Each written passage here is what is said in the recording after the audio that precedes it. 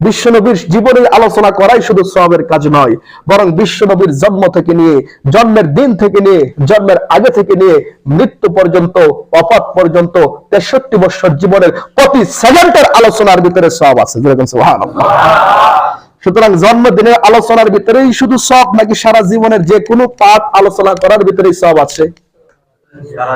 সারা জীবনের যে কোনো পাঠ আলোচনার ভিতরেই সওয়াব আছে। শুধু জন্মদিনের আলোচনা করে থেমে গেলে চলবে না। মোহতারাম হাজিরিন,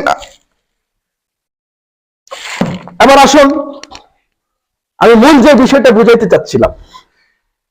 তো প্রথম জীবনের বৈশিষ্ট্য ছিল এই জীবনে রসূলকে ভালোবাসা যায়, রসূলের আলোচনা করা যায়, রসূলকে মহব্বত করা যায়, কিন্তু রসূলের কোনো কিছু পালন করতে হয় না।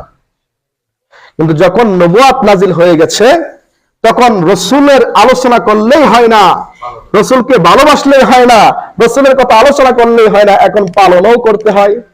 আগে রসূলকে ভালোবাসছি, নামাজের দরকার হয় নাই, ভালোবাসতে মজা লাগছে। আগে রসূলকে ভালোবাসছি, রোজার দরকার হয় নাই, ভালোবাসা মজা লাগছে। আগে রসূলকে ভালোবাসছি, রসূলের সাথে দাওয়াত খাওয়া গেছে, এই জন্য ভালোবাসা মজা লাগছে। আগে রসূলকে ভালোবাসছি, ভালোবাসা রসূলের কাছে আমানত রাখলে আমানতের খেয়ানত হয় নাই, এই জন্য ভালোবাসা মজা লাগছে। কারণ তখনকার ভালোবাসাটা ছিল সস্তা ভালোবাসা, ওই ভালোবাসাটা ছিল সস্তা ভালোবাসা।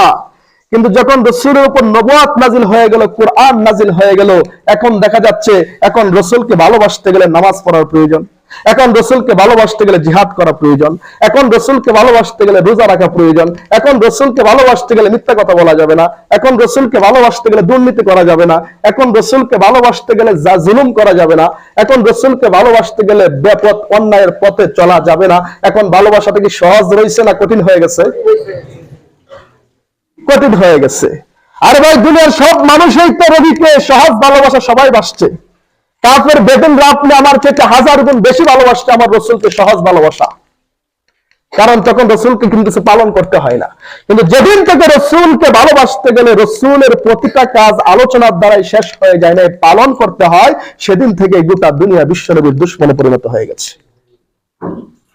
সুতরাং যারা আমাদের মাঝে আছেন, যারা শুধু মনে করেন বিশ্বনবীর আলোচনা করার দ্বারাই নবীকে ভালোবাসা হয়ে গেছে, বিশ্বনবীর মিলাদুন নবীর আলোচনার দ্বারাই নবীর ভালোবাসা হয়ে গেছে, বিশ্বনবীর কথা গুণগান গাওয়ার দ্বারাই নবীর ভালোবাসা হয়ে গেছে, তাহলে আমাকে আপনি বলেন, আমাকে আপনি বুঝান, এই আলোচনা, এই ভালোবাসা তো কাফেরদের ভিতরেও ছিল। ছিল কি ছিল না?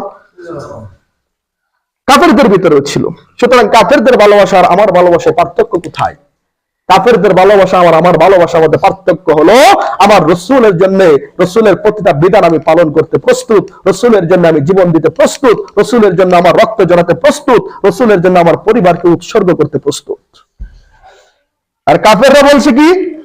রসূলের আলোচনা করতে প্রস্তুত, রসূলের নামে মিষ্টি খেতে প্রস্তুত, রসূলের সাথে দাওয়াত খেতে প্রস্তুত, রসূলের গুণ গান গায়ে জিলাপি খেতে প্রস্তুত, কিন্তু রসূলের